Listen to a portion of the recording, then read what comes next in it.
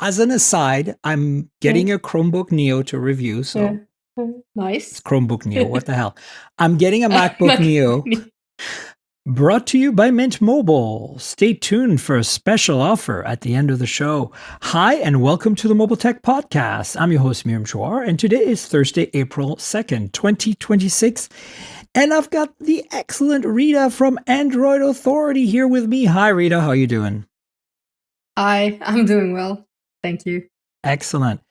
So, hey, it's been a while since we talked, and a lot of stuff's been going on in kind of Android land, not specifically, or maybe Yeah. Google land and Android land. You know, like this whole Aluminium OS coming up. And you saw, I don't know Yeah. if you saw, but I think I sent you the link for the Allison Johnson's great story back in February, back before MWC, about Yeah. Purse computers, you know, basically how Mhm. you can assemble a relatively workable computer for some tasks, like us for writing, for example, using a folding phone and a folding keyboard, you know, and maybe a kickstand of some kind. And so, you know, there's this other thing that's been going on, and that's how there's now a desktop mode in Android. Yeah. And you've actually done the test for that. And I Yeah. kind of want to hear your thoughts Mm. because my biggest challenge using Android tablets is that it's just never good enough. But I can somehow live with that experience on a folding phone. You know? Yeah. Like there's levels, right? So my bar phone is not enough of an experience for me to be productive. My Yeah. folding phone without a keyboard is starting to get there, but then I have the keyboard taking a big chunk of the real estate. And then Yeah. if I put it on first computer mode with a folding keyboard on a table or something, that's really productive, I found. But then every time I grab a tablet and I try to do the same, one with a keyboard ideally, right? I always feel like I'm so close to a laptop now. I might as well bring my MacBook Air, right? Yeah. So this desktop mode, does that solve this problem? Because I think the problem exists with the iPad too, right? Where you're like, if you're like us, kind of hardcore nerdy people, like you're like, give me a computer already. Why am I screwing around with this tablet keyboard thing, right? There's a lot to unpack there. I mean, personally, my experience with Android is that basically I use it a lot of the time on like bar phones, as you said. Yeah. But the moment I use it on a foldable or on a large tablet, I feel that like it's nicer to use. A lot of the features that make Android great, like multitasking or landscape modes or like putting two windows next to each other, they don't make sense on a phone. Like you cannot make most of them on a phone. A phone is just monotask for me. Yeah. Even now with Android 17 beta 3's floating bubbles thing, like that's not how my brain works. On a phone, I just need one screen and that's how it works. But then I moved to a slightly larger device and then like I start feeling that I can do more. And a lot of the apps right now I feel are much more optimized. And you get this kind of more immediate interaction with apps. Like even something as simple as Google Photos, where I don't have to go into my library first and then look for the trash or the on-device folders. I can see them right there. Or when I'm editing a photo, instead of having to like scroll through multiple Yeah. filters and stuff, they're all there. Like just these minor things, even in Gmail, for example, like opening an email and reading it at the same time and being able to switch between two emails instantaneously without having to go back and forth. That's for me that works so much better, and it brings like the strengths of Android and interacting with Android on a larger device. And then, with desktop mode, I was really curious about that. I was like, okay, like I get to see Android and I get to see it on larger screen. What would the experience be? I don't have an HDMI display here. I just have my TV. So that was a bit complicated for me to test briefly. I tried to install SCRCPY something, or there's a terminal app that everyone uses to sort of mirror their phone to their Mac. Right. Uh, uh, SRCCPY it's sort of like screen copy or something like that. Okay. It's But like without VNC used to be, basically. yeah. So I Yeah. tried to set that up, but like and supposedly I would be able to use my iMac keyboard and my trackpad, so I wouldn't have to buy anything else. It would just be my phone mirroring to the terminal on my iMac and me able to test all of that. except that it was super buggy. Like I wasn't able to use it. So eventually I caved in. I was like, you know what? I have a Pixel tablet.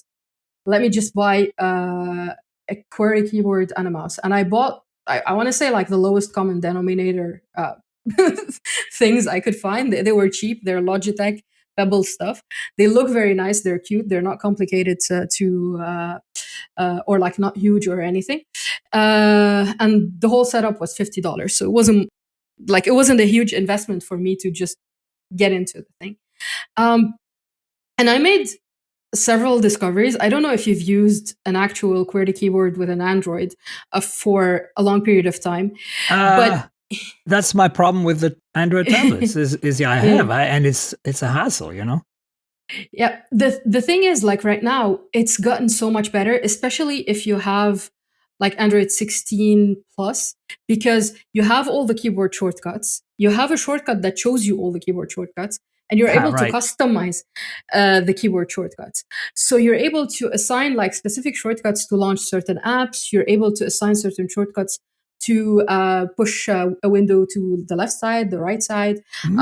You're able to maximize, minimize, alt tab through all your open apps, all of that kind of stuff that sort of brings the experience to a computer level experience. I'm a huge fan of keyboard shortcuts. Like I live through them. That's how I do my work too on a real computer. Yeah, anything that saves me from having to touch my trackpad or mouse, I will go for that. I memorize it. I will use it.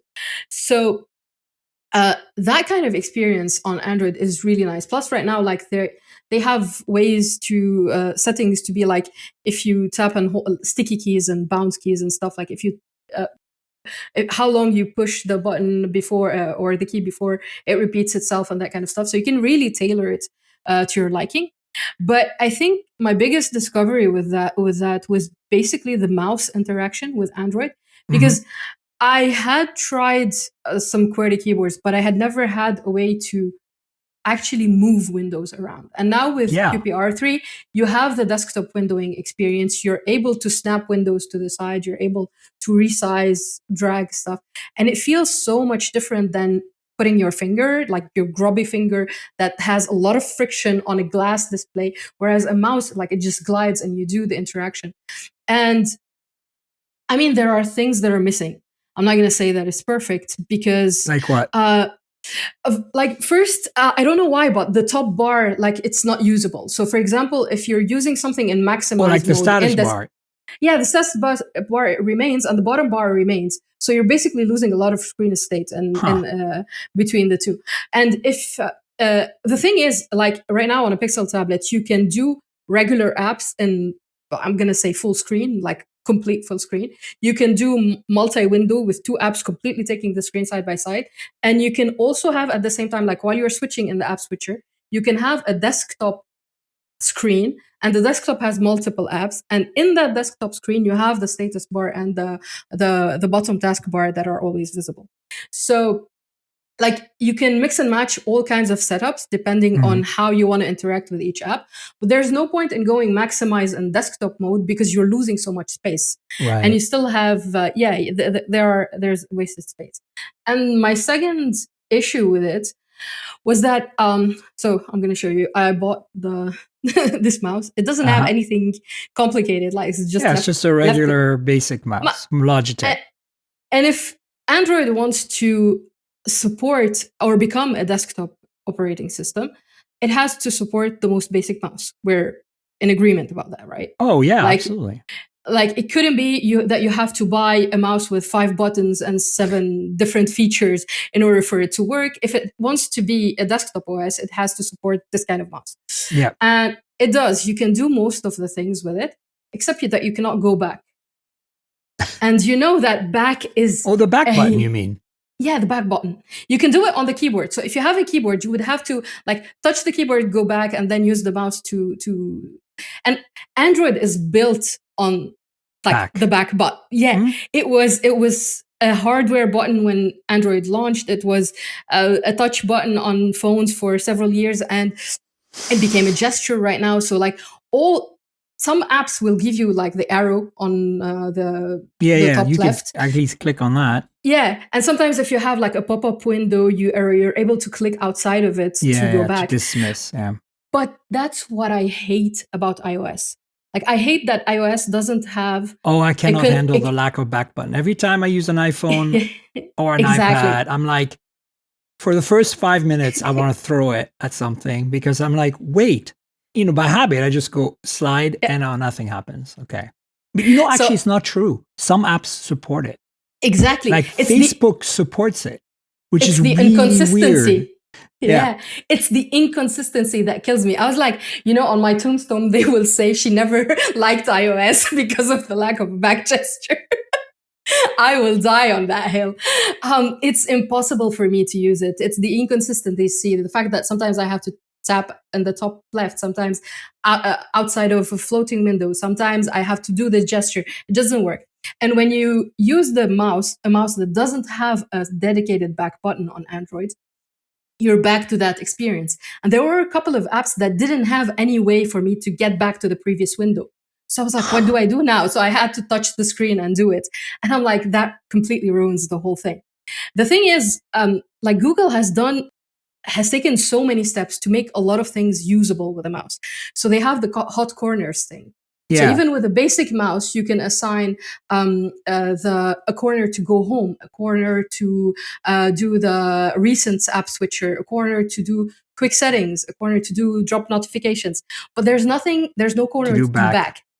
So when it comes to back, you have to keep guessing what you need to do if you don't, have it on your mouse. And I tried key mapping applications. I tried a bunch of things. None of it worked. And eventually I was like, okay, Neanderthal mode. I will go back to 3-button navigation because that puts the back in the taskbar at all times. And you can click on it, right? With the mouse. And I can click on it. But it's so much more annoying because I have to aim for one point on the screen. To me, I've got a whole bunch of questions, first of all. But to me, this is the problem, is that you shouldn't. This is desktop mode. It should behave like Chrome OS. Yeah. Like, that's my expectation. Like, I want to dock at that point. And I'm honestly not going to use too many Android apps. I see myself using Google Photos because you got a big screen and it's a really nice app to use on a tablet. But I just want to be in a web browser and I want everything to work properly in a web browser. That's all I'm asking. That's the only reason why I have a bad time using Android on a tablet. Is because I don't want to use Google Docs, the app. I want to use Google Docs, the desktop experience on a web browser because it's a better experience. Did they fix that yet? Because the Google Docs app on a tablet, it's egregious that Google still hasn't fixed that. I agree. I'll talk about the Chrome thing. The thing is, like, I'll just make a small note. If you use, because there's desktop mode and desktop windowing. Desktop mode is but they're the same thing, but not 100% the same thing. Oh boy. If you connect your phone to an HDMI display, you're in desktop mode. Okay. Desktop windowing is basically like DeX on your tablet. So it's desktop mode, but directly on your tablet. In desktop mode, it seems that the status bar with the buttons is always there. So you can click it. It's just on the tablets that they haven't figured it out yet. And I'm pretty sure they can. Like, it's just a couple of settings for them to set it up. Or just add hot corners or whatever. And I think with trackpads, there is a gesture to go back. So if they launch Android, Aluminium, whatever, on a portable laptop with a built-in trackpad, people will not see that problem. Okay. Like, that I'm gonna preface that with that, but Chrome is a whole other issue. Right. So go ahead, ask. Yeah. So I just feel like, okay, first of all, for those of you listening right now, Rita showed the mouse, so you're going to go, well, I'm listening to a podcast. There's a video version of this podcast. It's on Patreon. You can get it a day in advance every week for $5 a month. Patreon.com/TNKGRL. So if you want to see our faces, see us brandish devices, and have a bit more context, please join the Patreon and support me. Second is, my biggest gripe, as I said, like if I'm on a folding phone, I'm still in phone mindset, right? I'm like, okay, I'm on a phone, but I have a keyboard now, which is giving me real estate on the screen. And I don't need a pointing device. I'm still using the phone. At that point, I use Google Docs on the phone. It's fine, right? I know how to navigate my way around it. The hotkeys, the short keys on the keyboard, like, control or whatever, command, whatever it's called, F for find, all that stuff works. That's all I need. I don't need to switch tasks. I don't need to switch windows. I'm in focus mode. I'm trying to write, right? So that's kind of what I use Purse Computer for, which is a folding phone with a folding keyboard. And then some tablets, like the Pixel tablet, right, doesn't ship with a keyboard. So you have to add a keyboard, correct? So for that, for example, the OnePlus Pad 2 Go, or whatever it was, like the cheaper one, that one did not have a keyboard case. So I did the same thing. I used the folding keyboard and paired it. And I did not have a pointing device paired. And then I used it just like I always use like Purse Computer, and it was fine. I used Google Docs and whatever. But as soon as I have a trackpad in front of me, like, I don't have the Pixel tablet, and I don't have I don't have a Galaxy Tab. So it's mostly OnePlus for me. So OnePlus Pad 3, amazing tablet, right? Yeah. As soon as I have that in front of me, that comes with a case that has a keyboard and a trackpad. My brain goes into Chromebook mode. And all of a sudden, I don't care about the apps anymore. I don't care about Gmail as an app. I don't care about Photos as an app. Oh, maybe I do, because it is good. But I want tabs in my Chrome browser. And my biggest windowing's fine. I can use that, but I don't need that.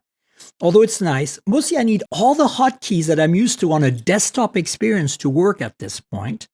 I don't need it when I'm holding the tablet and watching Netflix. But as soon as the keyboard is going, I need, and maybe Aluminium will fix that. I need the context of the OS to switch, not the visuals of the OS to switch, the context, meaning I now need to have Chrome act like Chrome. And I now need the pointing device to act like a point. And that's the biggest, it breaks the suspension of disbelief for me. Like and it's annoying because I can learn new things. Like I switch between Chrome OS, Windows, and Mac OS all the time. And I switch between iOS and Android all the time. I do have iPhones. I test them. I review them. I have my preferences, as you do.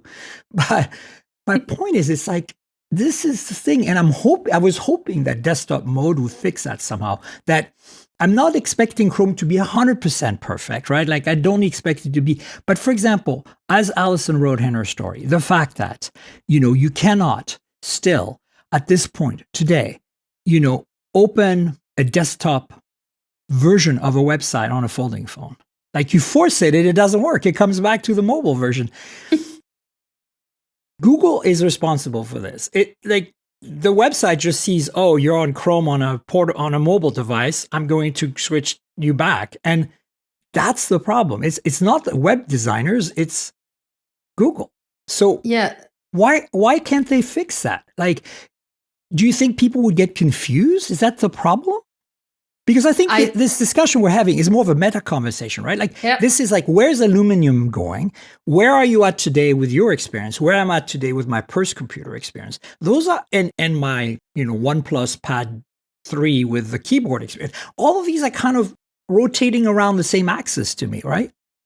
Yep. It's the same thing for me, because when I'm using Chrome on a tablet or on a phone, I just intrinsically know its limitations. Like I know that this is what I can and this is what I can't do on it. Whereas, as you said, I live my entire life in Chrome on my computer. Like on my iMac, I have Adobe Lightroom, WhatsApp, Slack, and then Chrome. That's it. Yeah. And I could technically, for many, many years, I had WhatsApp and Slack inside of Chrome. Like I didn't even install the separate apps. But now I do a thing where I just put them a little bit on the side, and I find that it works. My issue personally, for example, like the biggest one is the fact that I don't have search engines in Chrome Mobile. I don't know if you've ever used them, you but cannot switch to a different search engine. You mean it's not search, it's switching. It's the fact that sometimes you can type like Amazon space and then search for something, and it searches immediately inside Amazon. And you can teach it a million different, because they're customizable. If you use that power on Chrome for desktops, like Chrome for mobile is nothing for you. Because, for example, I can do something like AA space and do, for example, Pixel tablets. And for me, that will go into Google, add site to, Yeah. 2 points. It will basically look for the Android Pixel tablet on Android Authority. Yeah. And on Android Authority. I can do something like AA image space something, because I've taught it that. I've taught it exactly what the engine is.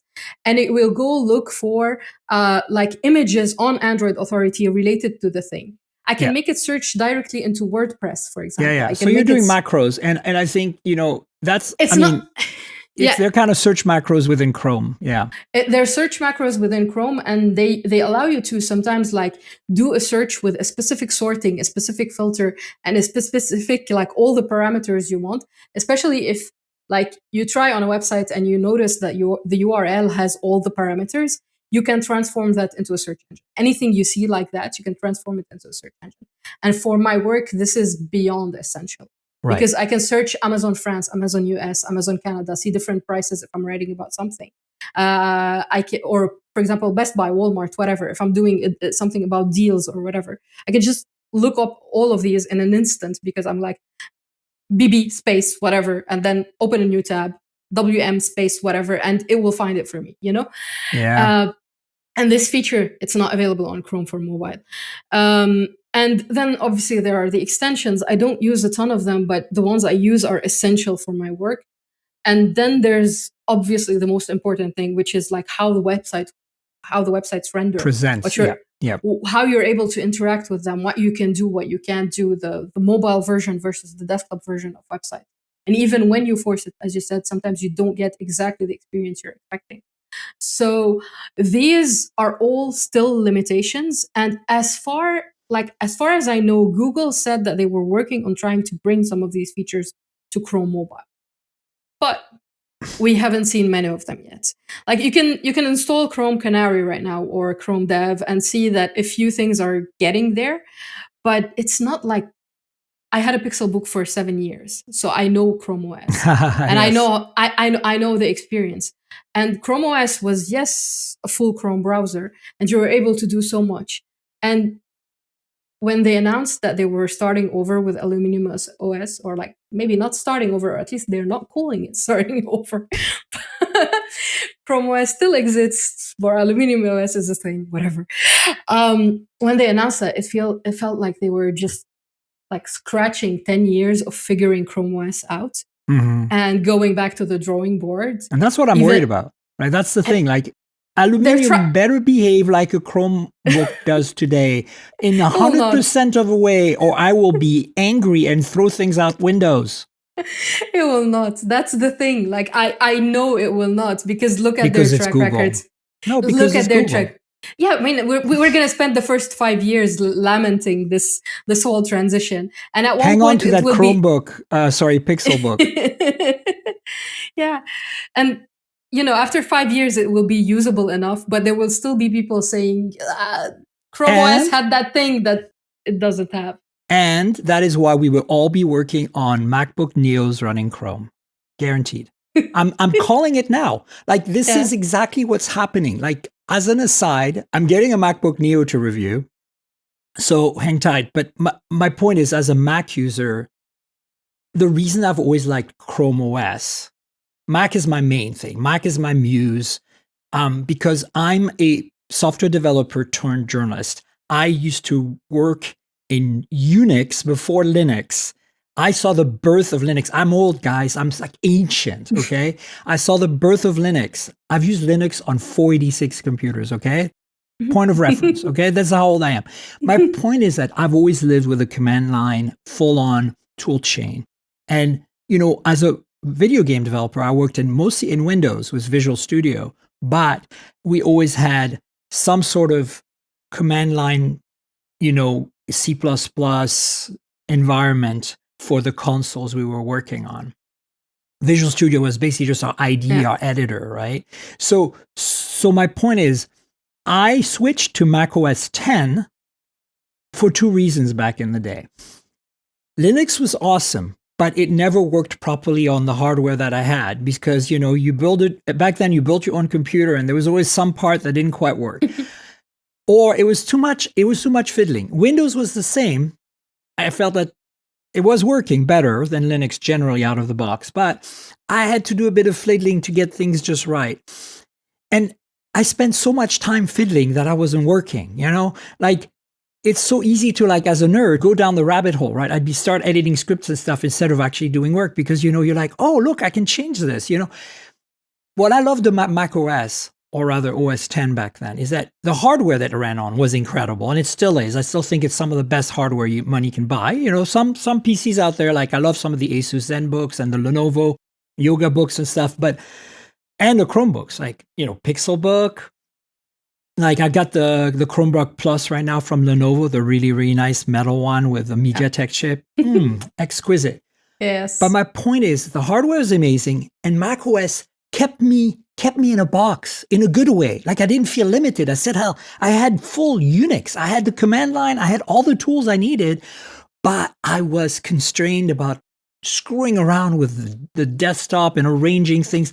I just used what was in front of me. So back to what I was saying, I'm getting a MacBook Neo, but I'm going to turn it into a Chromebook. That's what I want to do with it. Because here's the thing, Chromebooks, unless you get that nice Lenovo Plus or a Pixelbook, are crap. Like the hardware is crap. I am sorry. Like there's not a good Chrome. If you're using a Chromebook and you remember Chromebook because you're younger than me and you went to high school and I had a Chromebook or college, you don't know what you're missing because you got the crappiest HP Dell horrible Chromebooks, okay? Chromebooks are amazing if you have good hardware on them. And number one. Number two, it's just Chrome.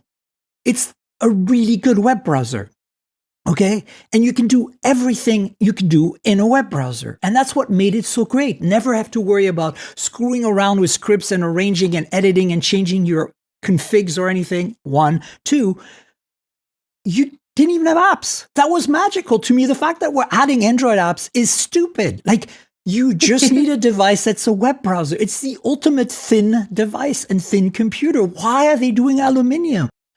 Who cares about the Android part? Get a tablet. Look, Apple has shown us the way. iPad, it's the easy way. Like and then you want to be serious, you get a Mac. And now they make a Mac that's really cheap. And that's why I'm telling you that if they break things with Aluminium, we're all going to be on MacBook Neos because it is the best hardware for the lowest price that can run Chrome full on. And we won't even be running any Mac apps on it, most of us. We'll literally be using it as a Chromebook. And I'm not joking. Like, I'm not trying to be facetious.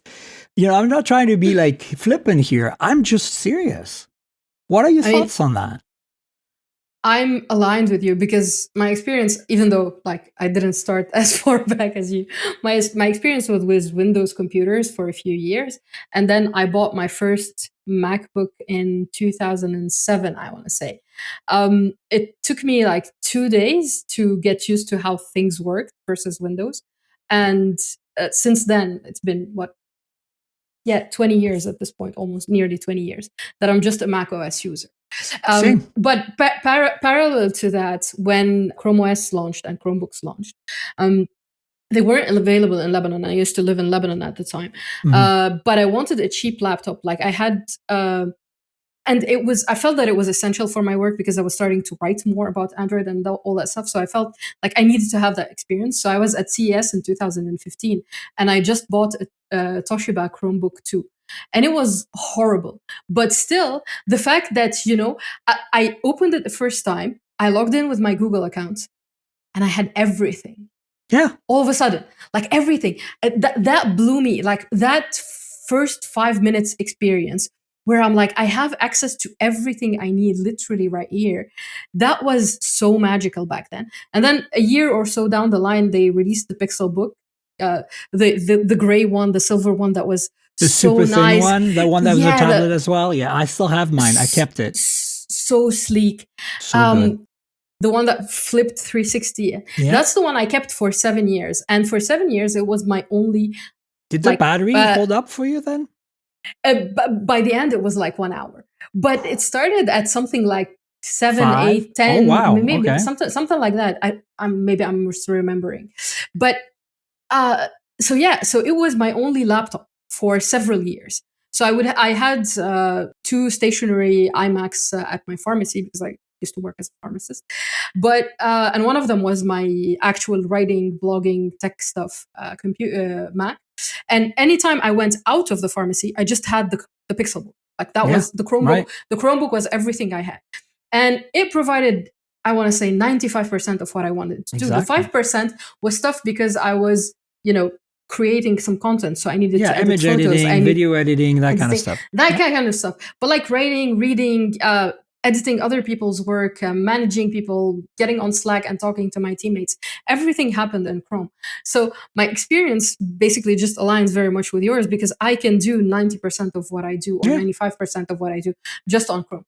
And when I'm on the go, this is what I need. I don't need more than that. But a couple of years ago, when my Pixelbook was just like in dead mode, and it was my only thing, and I was attending MWC, I was like, I can't do it with just the Pixelbook. Like, at this point in time, take yourself seriously, Rita. Go buy something. And I bought a MacBook Air because that was my choice. Like, I had no other choices. I looked at Chromebooks. I tried to find one that made sense. Nothing made sense. So I went and I bought the cheapest Mac at the time, which was a just released MacBook Air M4. That was like a year or two ago. If that happened today, I would go buy the MacBook Neo.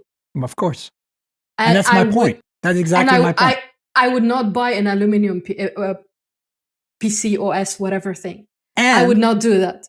The best part is that if you really want to, that 5% you're not doing that you were doing on your iMac, you can now do.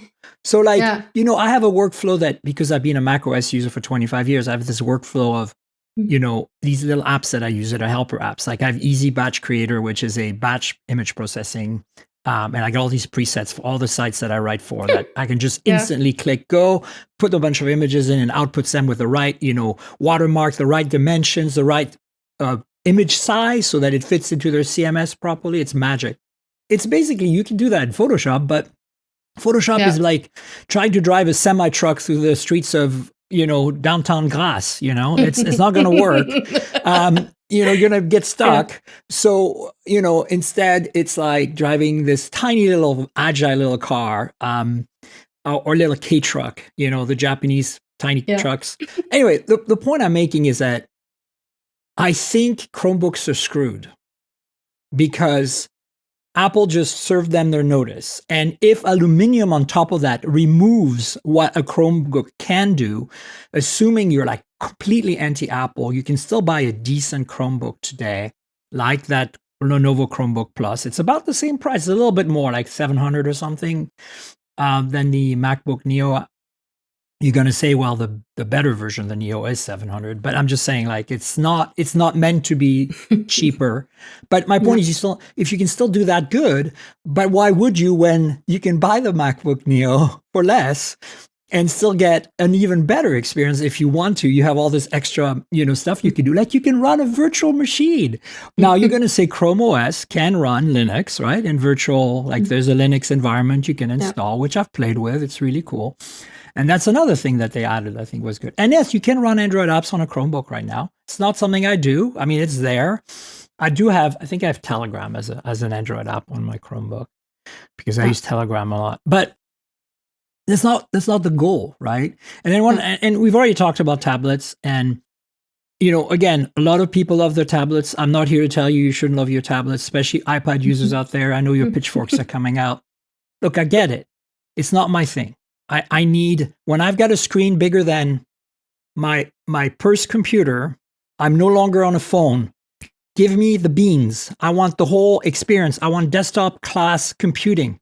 And then I want command line, and I want the tools, and I want the Linux stuff, or whatever you want to call it, the Unix stuff. And then every now and then, and this is where the Mac shines, I'm like, I need to run a batch image processor, or I need to edit video. And yes, you can edit video on the web. There are great, editors out there, but nothing beats like running DaVinci Resolve or Final Cut or Premiere on your computer. And what is the only computer in the world that can run all three of these video editors right now?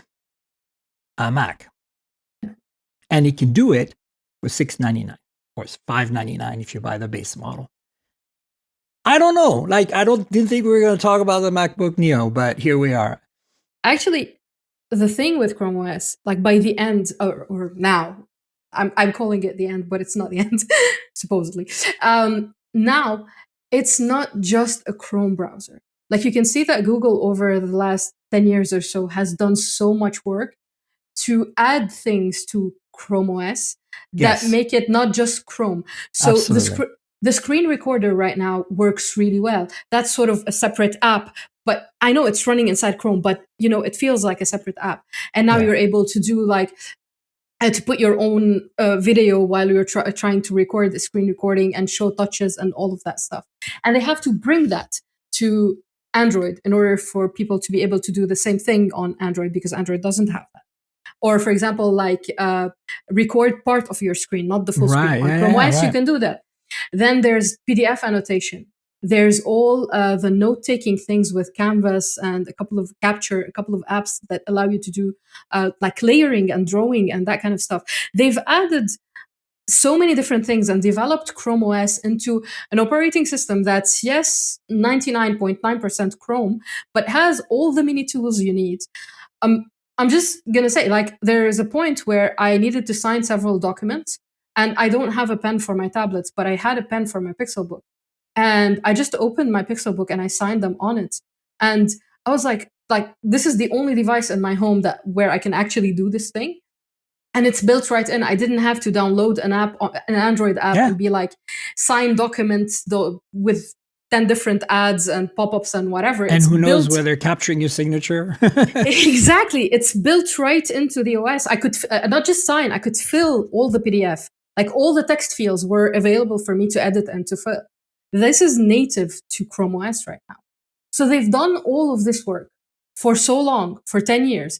And now they're saying, you know what? Putting it aside, letting it run whatever in the background with fewer resources and whatever. It still exists, it will be supported, whatever. But then now all of our eggs are in this basket. It's Google shiny thing syndrome. It's I am hoping that this MacBook Neo is causing some kerfuffle in Mountain View so that they actually go like, oh my God, we can't do this. We're shooting ourselves in the foot. Because see, yeah.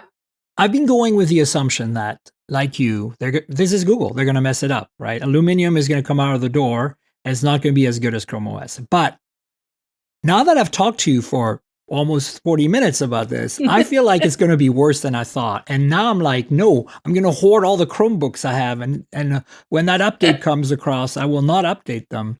I don't know. Look, we should talk about another really big debate. And that is, if you had $499 right now and you were in the US or anywhere in the world that both devices are available, because my audience is global, but I think this is a bit more of a North American centric issue, or maybe you have that issue in Europe as well. Nothing Phone 4a Pro, $499. I have it here. I have the slightly pink one, or Pixel 10a. And we're not going to put the 9A in there because, look, you can buy the 9A for $399. Check out my affiliate links. I believe that was valid last week, so hopefully it's still valid. But the 9As would be what I pick because unless you need satellite connectivity, it makes sense. But let's assume the 9A is sold out. Let's assume they stop making it. That's the two choices you have. You're an Android user. You're on a budget. You're in North America or someplace where it does make more sense for you to buy something that supports your carrier and the bands properly. And you don't want to go with a lovely Oppo, Xiaomi, OnePlus, Poco or whatever, right? Or Realme. You want to go with one of those two because they're supported. Which one do you pick? Because they're radically different, but they're radically different in like such interesting ways, right? Like you can't beat the Pixel experience. But in my opinion, this Nothing Phone 4a Pro's hardware just walks all over that Pixel 10a, right? So what do you do? What's your thought? I was asked a relatively similar question a few days ago by my coworker who was like, all about Android. Someone wants to buy a Galaxy S26 Ultra. I mean, it's not the same thing, but Galaxy S26 Ultra or a Pixel 10 Pro XL. Which one? And I was like, like they're both really good phones. I don't think you can go completely wrong either way. But do they have kids? Do they take photos of kids? They said yes. I was like, you go Pixel. And at that point, like, it's no longer a debate because Samsung still has shutter lag, still has shutter release issues. Like, not just, sure. And shutter speed issues. Like, sometimes in the dark, I did so many tests a couple of years ago, and there's basically the results are still the same right now. You take a photo of something in the dark, and Samsung keeps the shutter speed or the shutter open for longer than the Pixel, and the photo ends up being being very blurry. Yeah. Or the second thing, the shutter lag, which is you take a photo and it snaps it half of a second after you've taken it. So if you have a kid, you've missed the moment, or if you have a pet, you've missed the moment. When you come down to the mid-range or the budget phones, like the Pixel 10a and the Nothing phone 4a, it's such a draconian choice. But I think it's still a little bit the same. The difference between the two is a little bit that's the same. If you want something special that's different, that will give you a slightly different experience, if you want something that has much more power, you care about battery life more, you care about performance more, you might be gaming a little bit more, you would go for the Nothing phone. And you don't need wireless charging because it does not have wireless charging. That's another big one for some people. True. But if you're a little bit more interested in the camera experience, not saying the Nothing 4a doesn't have a good camera. It does have one, but I think the Pixel still tops it a little bit. Unless you need a telephoto, yes. Yeah. The choices at that point, I don't know, just go Pixel 10. You're trying to pick between. I agree with you, but we're playing a game of $4.99, right? And we only have those options. So what do we do, right? I think at this point in time, if I'm being honest, the balance shifts towards the Nothing 4a. Being completely objective, the balance shifts because Google didn't do much with the Pixel 10a this year. No. They could have added a couple more things to make it a much more interesting proposition. Now, if you go like 10a is the same thing as the 9a, and the 9a is $399, as you said, sometimes even dropping to $349. $349 is the lowest I've seen it, yeah. Yeah, that's forget it. There's 9A all day long, 100%. Just don't even think about it. Go buy the phone. You will be the happiest person. It's the best deal. But then, there's another comparison that comes up if you do that. It's comparing with the phone 4A non-Pro, which is almost identical to the 4A Pro, just plastic and, has a slightly lesser processor, slightly lesser. The cameras are almost the same. There's the main sensor slightly lesser. Like there's a few minor changes, but it's actually becomes, if you want to stay in that ecosystem of those two platforms, it's very interesting. But look, 9A, I think all day long for me anyway. 9A or 4A Pro. That's what I would recommend. The thing for me, once you use a Pixel for a year or two, you become...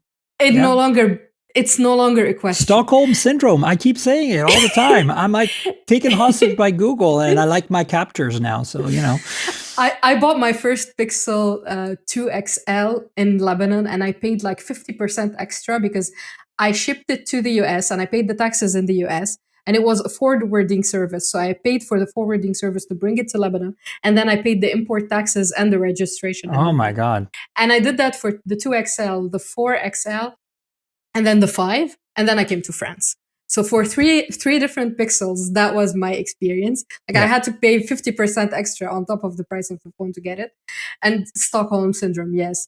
Plus I can't get out. It's my work. The chipset sucks. Like I have a Pixel 10 Pro XL in my pocket, and the performance just is not there. I mean, every time I come from like a OnePlus or an Oppo or a Xiaomi or even a Samsung phone, like a flagship equivalent, right? I'm like, oh my God, my Pixel is a disaster in terms of performance. Like, but at the same time, everything is so good.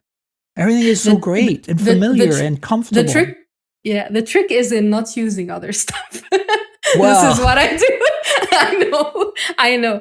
But I like personally, I have access to fewer phones if you want, like from yeah. fewer brands, which means that, the Stockholm syndrome is real, but at the same time, it's not like I have other choices to get out very frequently. But what I'm saying is, like, even my husband has a Pixel right now. My mom has a Pixel. My aunt has a Pixel. My dad has a Pixel. My mother-in-law has You've a Pixel. converted. It's a cult.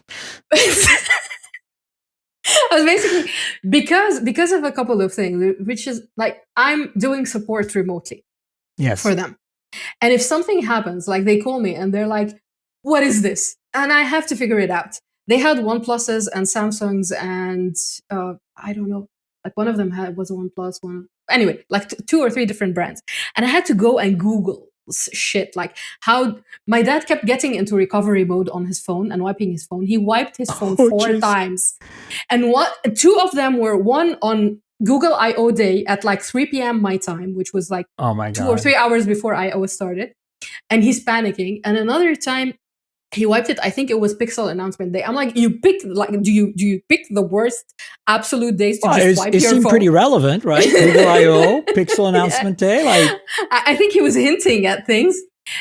Later on, like much later on, my mom discovered that he thought that turning off the display, with the power button, it wasn't just the power button. He had to press the power button and the volume button at the same time.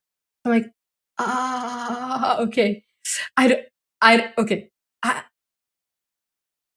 I had to restore my dad's phone remotely with my mom at first, like just holding her phone over his phone and not showing me the entire screen like the whole time, and me being like, show me the screen, and she's like this, and I can't tell you like the horrors of that. But I had to do it 4 or 5 times. My aunt's phone at one point stopped. It was a OnePlus, I think. The SIM card the SIM card reader stopped working. So she had Wi-Fi, but she no longer had any service. internet. Yeah. And I had left my old Pixel 2 XL at my parents' home. And just as a backup, I was like, if something goes wrong, there's a backup phone here. Because of inflation in Lebanon, like no one can afford new phones. There was a period of time where no one could buy anything. Oh, I remember. So I was like, this is a backup phone. And when that happened to my aunt's phone, I was like, go to my parents' house. There's a Pixel 2 XL. I have your account. I have your backup WhatsApp. I have your Google Photos backup. Like these are the things I set up on all of their phones because I'm like, if something happens, I can immediately just switch them over. And she did it. And in 2 hours, she was up and running on the Pixel 2 XL. And the Pixel 2 XL was still working. And because of this reason, I switched them all to my older Pixels because I was like, I know they have hardware issues, but I personally have not had any of them. Like all of my old Pixels still work back to the 2XL today. So that's 8 years of longevity for that phone. And I can remote troubleshoot them so easily. I know exactly, like if a new feature, if a new update pops up, if a new pop-up appears on their phone, if something happens on their devices, I'm able to tell them, just, tap cancel, tap ignore, tap whatever. Or no, do this, do that, because I've seen it before. So I'm able to do all of that stuff. And my husband just loves the now playing. Like for him, he would just, if you give him now playing on any other phone, he might switch. Yeah. But now playing is essential to him. My dad, the Pixel Weather app. He's in love with the Pixel Weather app. Of all the things on all the phones, it's the Pixel Weather app. So like Stockholm syndrome. Yeah. Look, I think that personally, in terms of hardware, like it's a no-brainer. The phone 4A Pro is possibly the best phone nothing's ever made. I really believe that. Like, yes, they've made phones with better chips that are quote unquote pseudo flagships. Although in my opinion, I have talked about this before, I don't think the Nothing Phone 3 was a good flagship. It had some issues, and a lot of it had to do with, and I will die on this hill, if you make a flagship, and we've had this conversation about the Galaxy S26 Ultra, which is not Ultra in any way other than price and name, basically. Like they're not ultraing hard enough compared to what an Ultra phone should be, right? And at the same time, Apple, the Pro phone, 17 Pro and 17 Pro Max, is proing really hard. Like they're doing it right. Okay, so anyway, my point is, I will die on this hill. If you're going to make a flagship, right? I don't really care how much it costs. If nothing has to sell a phone for $1,000, do it. Like, just make a flagship. Stop screwing around, Calpay. Like, if you don't think that's a valid business model, then don't make a flagship and make this. This is amazing for $499. This is an incredibly good phone. Like, I think that a bit of camera tuning, like, the camera is really good.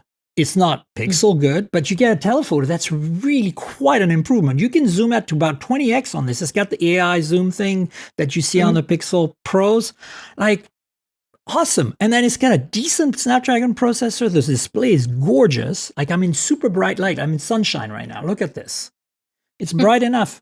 It doesn't have wireless charging. How's the battery life? Yeah, it doesn't have wireless charging, but the battery's great. It's like 5,100 and something milliamp hours. It's super thin. It's thinner than most phones because it's unibody metal, and then it has that nothing cool stuff. And then the glyph is fun. Like, is it necessary? No, but for $499, this is a perfect package. If this was running Pixel, UI, we'd be like all over it. And to be frank, Nothing's UI is beautiful, right? Like they keep the updates going. I've already received a few updates. In fact, I need to retest the camera because they've had a few software updates now since I first got it in London back at the end of MWC, and I haven't retested the camera with any updates. So this phone, that's kind of my quick review of the Nothing Phone 4a Pro.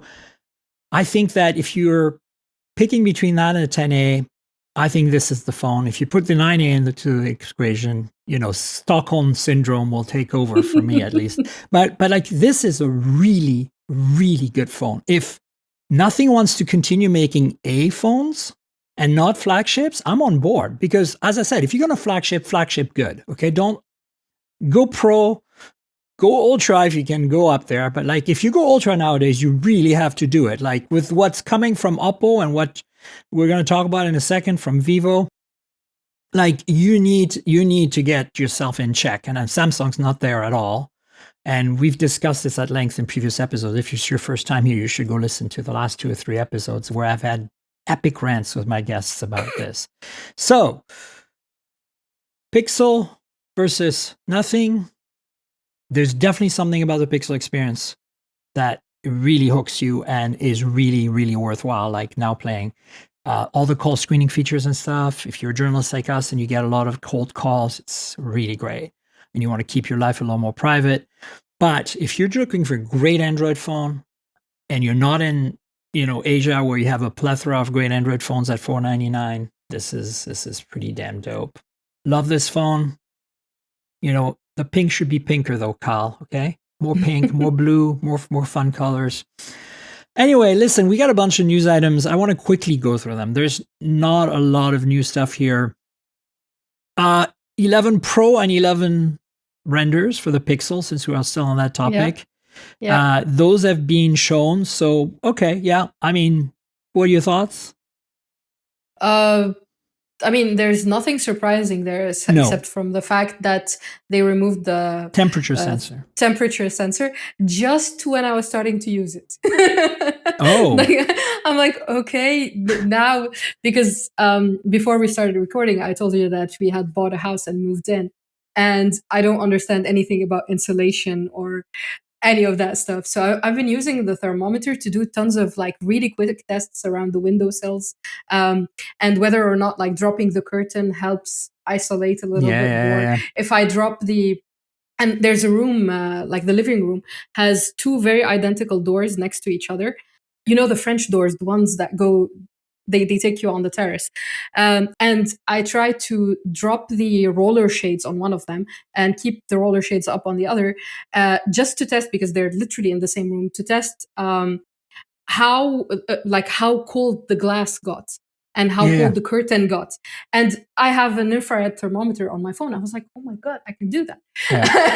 And then, just when I was starting to use it, they removed it. Well, that's typical Google, right? Like, we expected that. I personally expected that. This wasn't a feature that was long for this world. Let's be honest about it. Yes, 100%.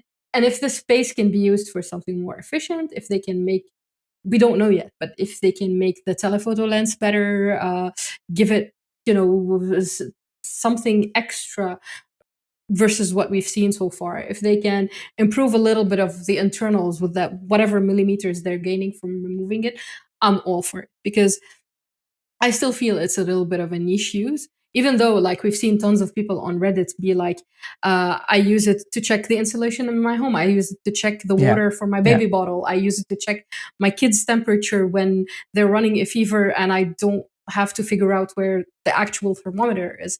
And it's useful. Some people like they really use Yeah. it, but I think the Yeah. percentage is like what, 0.5%. It was bound to go.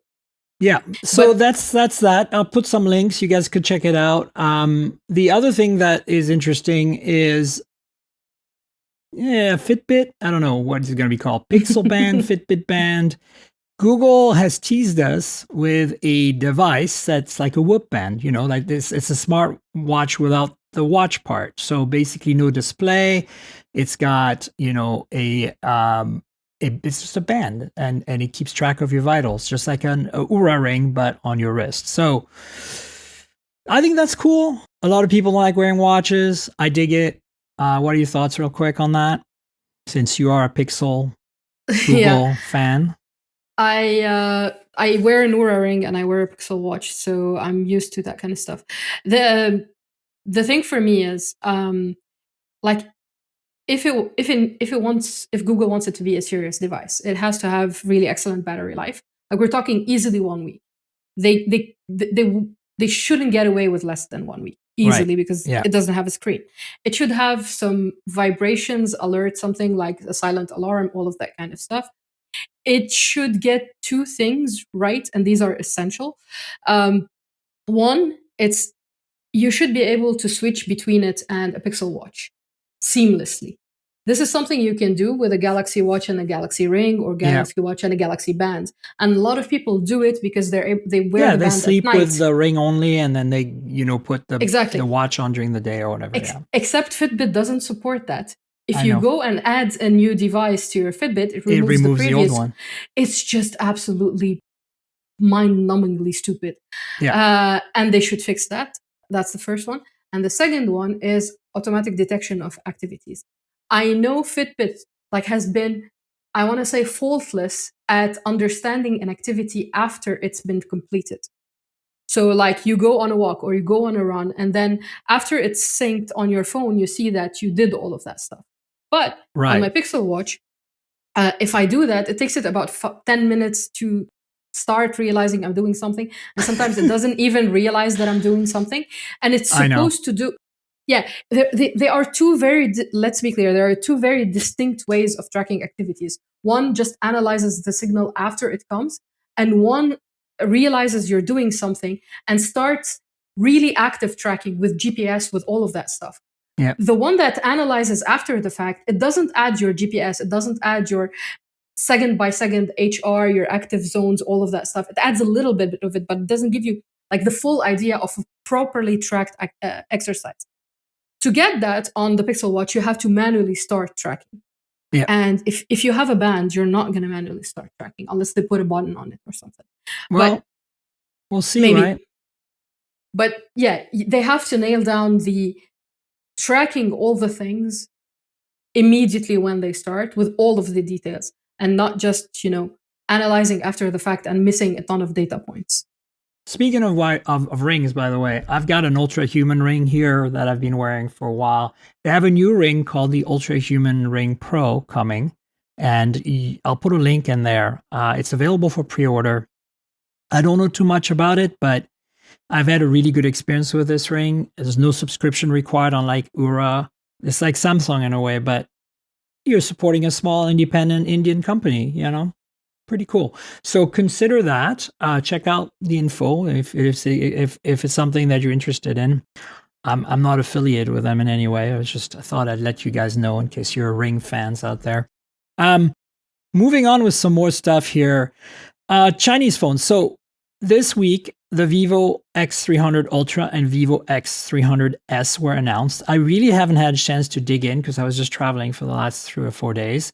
Vivo generally does not send me their flagships anymore. They used to, but they generally send me their V series, just like their mid range with the good Zeiss optics and cameras. But so I probably won't get this phone, but I am getting the Oppo. So stay tuned for that. I will link to the announcements on Android Authority or GSM Arena or whatever, so you guys can check out the specs and have a look. Look, these are going to be incredible phones. There's no doubt about it, right? Like whether you get the S, which is kind of like the slightly cheaper, more affordable, the non-ultra version, kind of like an update. They have a TikTok cycle where they do the X300 and the X300 Pro, and then later on they do the X300 Ultra and the X300S, and that's what it is. So check that out. Same with Oppo. We're starting to get more and more rumors about these new phones. Again, they had the Oppo Find X9 and X9 Pro in the fall. The Pro is still today. Like if you need to buy a phone today, that's a bar flagship, and you're not Stockholm Syndrome like us, this is the best flagship I've ever used. Find X9 Pro, absolutely outstanding in my book. Like I love that thing. I can't put it down. And so the Ultra is coming, and it is going to be a global phone, and I expect it to be incredible, based on the fact that I've used the last two Ultras that were China only. So, and then there's of course going to be Find X9S, which is going to be like, you see the parallel there? Former BBK Group companies, they kind of do the same stuff. So, stay tuned for that. We have some info on the 9S. There's some camera samples that were released, and we know that the announcement for these phones is going to be on April 21st. So again, I'll put some links. Stay tuned, keep an ear out, expect some coverage from me on the Ultra. And then finally, we talked about OnePlus possibly shutting down globally, at least in markets like North America and Europe, and probably scaling down in India a bit. So on the positive side, I just want to say there are some phones coming. It's not the end yet. So again, I'll link to a couple of news items here. There's an Ace 6 Ultra coming. That phone is basically a better version of the Ace 6 and A6T that came out in the fall. These are China-only devices right now. But check out the specs on that. It's pretty cool. It's not a flagship level, but it's close. Of course, massive batteries. All these phones have silicon carbon batteries, blah, blah, blah. And then the Nord 6 is coming as well for probably maybe for Europe, I guess, or maybe India, or maybe both. But the Nord, I've always enjoyed the Nord, although I think in the last few years it's kind of lost a little bit of its charm, because I think Carl Pei, when he launched the original Nord, really, it was, in my opinion, the prototype version of nothing, right? Like this 4A stuff we were just talking about, how they nail that mid-range. The Nord really nailed that mid-range in the first two generations because Carl Pei was involved. I think it's been diluted a little bit since then. I think that with Pete not understanding really what the idea was here, and, look, we had the N series of OnePlus phones in North America for a while there. There were budget phones, and they were pretty great. It was nice to have something else than a Moto G to play with, right? So the Nord, the fact that they're still making a 6th edition of it, I'm happy with that. Any quick thoughts on this whole former BBK Group medley of news here? I mean, they're always extremely interesting phones. My issue is that I usually don't have tons of hands-on times with them. I'm supposedly getting a couple of devices from my colleague soon, hopefully, but they'll be like the slightly older X200 from Vivo, I think, and another phone from Oppo, because I would want to familiarize myself with these devices. The thing is, like, my Android Authority colleagues, the ones who do have hands-on with these devices, like, they have nothing but good things to say about them. And it's, I think, a little bit sad that, we're so US centric in our coverage. You mean us, or do you talk about Android Authority? I talk about Android Authority specifically, but I think like most of the media is still, yeah, like, it is really even when bad. I'm based in France, but I'm focused on the US markets, even if I Even though you're in don't want. France. And in Yeah, Europe, it's a whole different game. Like, I grew up in yeah, France. My mom is there. I yeah, was just visiting her after MWC. And just in the south of France, near Grasse, that's why I mentioned yeah. Grasse earlier, it's like I look around and people have all these different phones, like the Honor and like, like Oppo. And I'm like, oh, yeah, refreshing. These normal people, normobs. That's what I call them, normal mobile Variety. users.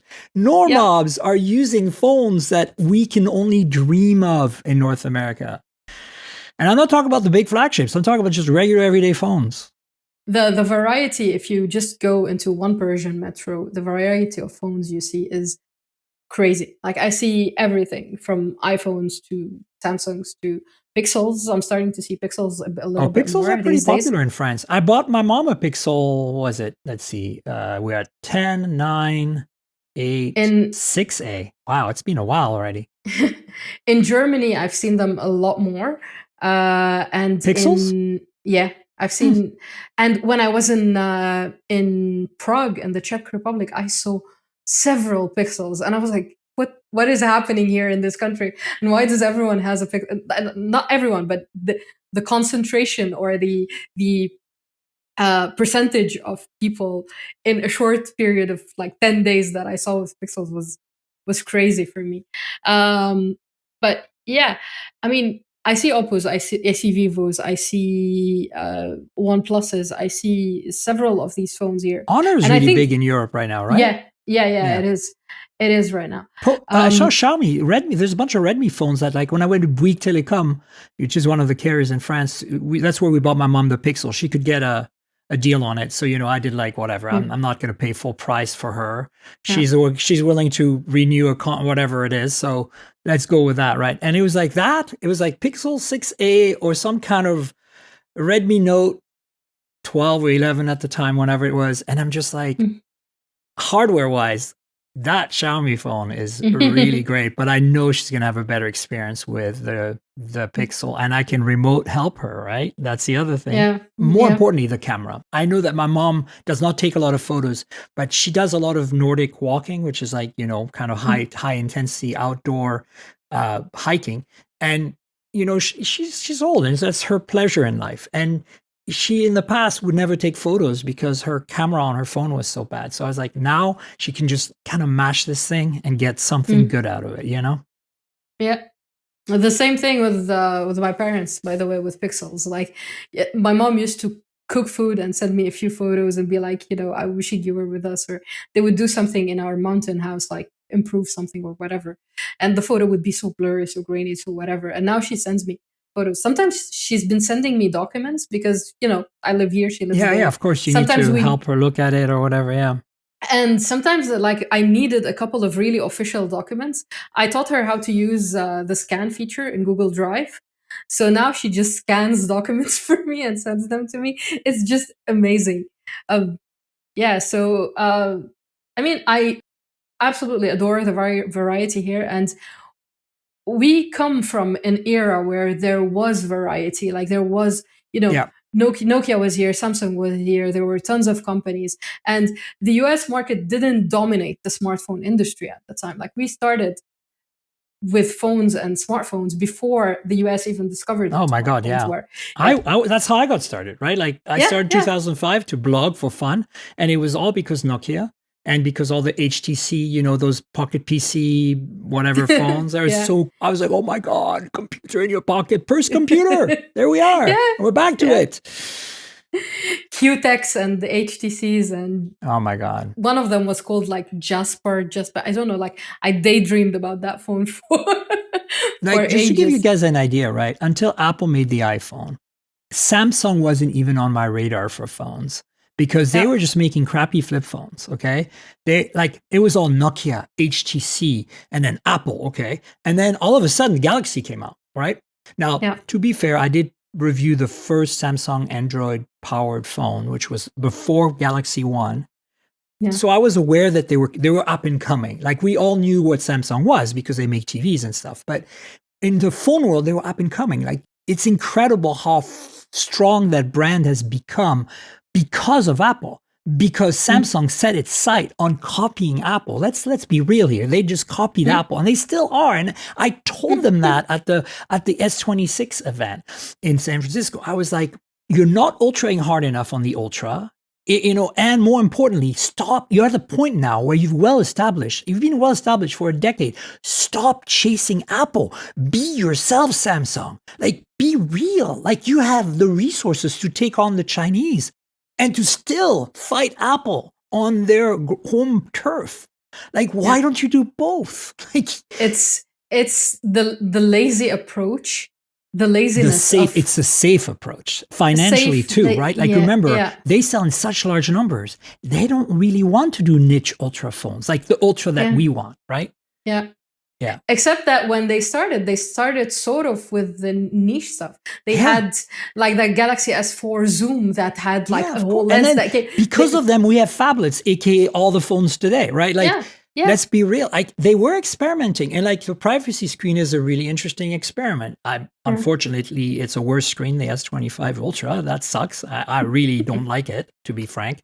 I'm hoping in a few iterations they will get back to the same level of quality. But right now, if you're a display snob, do not buy the S26 Ultra. Like, I've warned you, okay?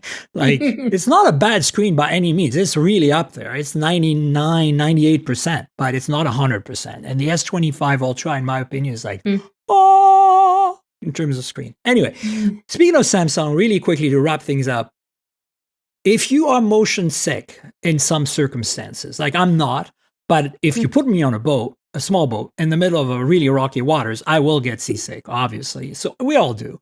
But I'm talking about more like if you say maybe you get motion sickness in the back of a car, or you get motion sickness on a bus, or you get motion sickness when you're on an airplane. This has been a problem. When I went to Antarctica, amazing trip, I took the Oppo Find X7 Ultra and did a review of the camera in Antarctica. Talk about cool stuff. Go to geekspin.co to check it out, folks. But my point is, I digress. If you are motion sick, Samsung made an app that plays a 100 hertz sine wave, which is a very bassy sound, through any earbuds. You don't have to use their earbuds. It works with anything, wired or wireless. And apparently there's been some scientific research done, some testing done, that listening to a 100 hertz sine wave at a certain sound level will temporarily remove your motion sickness or alleviate it. And and when I went in Antarctica, I was wearing the bands, magnetic bands, and the little patches that are magnetic, and that worked. The magnetic stuff is actually real. It's pretty effective, but it doesn't remove completely the motion sickness.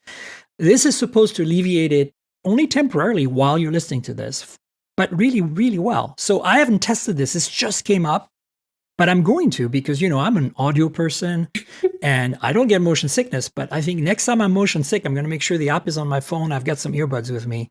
Like, if I know I'm going to go on a boat next time, I'm going to test this out, because I think this is really fascinating to me, because this is such a simple thing. Remember, our inner ear, and you're a pharmacist, you know this, our inner ear is what governs motion sickness, right? Because we have tiny little bubbles in our ears, and then it's like basically, like the bubble meter that you have to measure levelness in your house, as in your toolbox. It's the same thing with both of those in our ears, and that's why if what we see with our eyes doesn't match what it senses, like it's basically, think of it a gyro accelerometer in your ear, then we get, it makes us, something's wrong. We get into fight and flight, and our bodies go whoa, and we get nauseous and we get sick. So you turn on this sine wave, apparently kind of like resets the sensors in your ears, like and you're okay, you're good.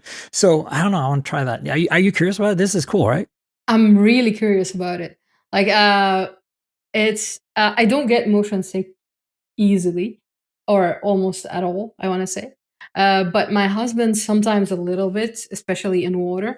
So this could be something for us to test.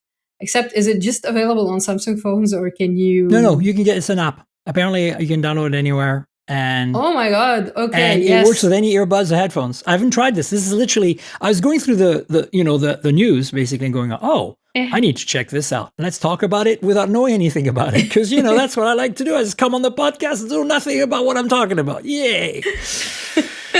Makes absolute sense. But yeah, I just added it to my wish list on the Play Store. Next time something is, we're in a situation where something like this happens. But I felt like there is some, like knowing, because my background's the audio, right? And so I know a lot about the physiology of the ear, and I know a lot about psychoacoustics, which is the science of us, how we perceive sounds, because I studied that stuff. That's how I got into software and video games, because I did audio and video games. So to me, that immediately was like, oh, this is something I need to check out, even though I believe, as I said, I know nothing, I haven't tested it. Yeah. If you're wondering why I'm talking about it, is because this could solve a problem for you, because I believe the science seems to be sound to me. So go check it out. It's free. It's simple. It's easy. If you're motion sick a lot, I would say right now, take a pause the podcast, install the app, try it out. Let us know in the comments. Rita and I want to know, like, ping us on social media. Speaking of which, Rita, where can people find you on the internet? Like your personal handles, your writing, all that good stuff. I'm available on Twitter, but I check it a little less regularly, or I'm not active on it as, because. So I'm KHOURYRT. So my last name, Khoury, and then RT for Rita.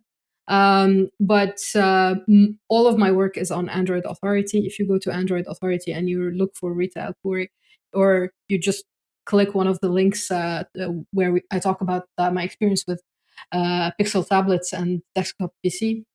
That'll be the first link in the description, folks. Yeah, I'm also on Threads and Instagram as that, but again, not really that active. I got turned off a little bit social media in the past few years. So I don't blame you. I feel the same way. So folks, go read Rita's stuff on Android Authority. Check her out on social media if you want, add her or whatever. Keep an eye out for her awesome writing and work. It's great stuff. You know where to find me on the internet. I'm at Tankgirl. TNKGRL is my handle everywhere. And, I'm mostly on Threads, Instagram, and Blue Sky, but I'm also still on Twitter, and I'm still on, I'm on TikTok, but that you have to add my year of birth at the end there, 6'9". So TNKGRL69. There you go. I'm not very active. I just post on social to inform my audience of what's happening with my content. I don't participate that much, but if you do want to ask us a question about our experience with, Chromebooks or Android tablets or, Purse computer, if you have a folding phone and you're kind of like, oh, I can get a Bluetooth keyboard and folding phone and put everything in my pocket.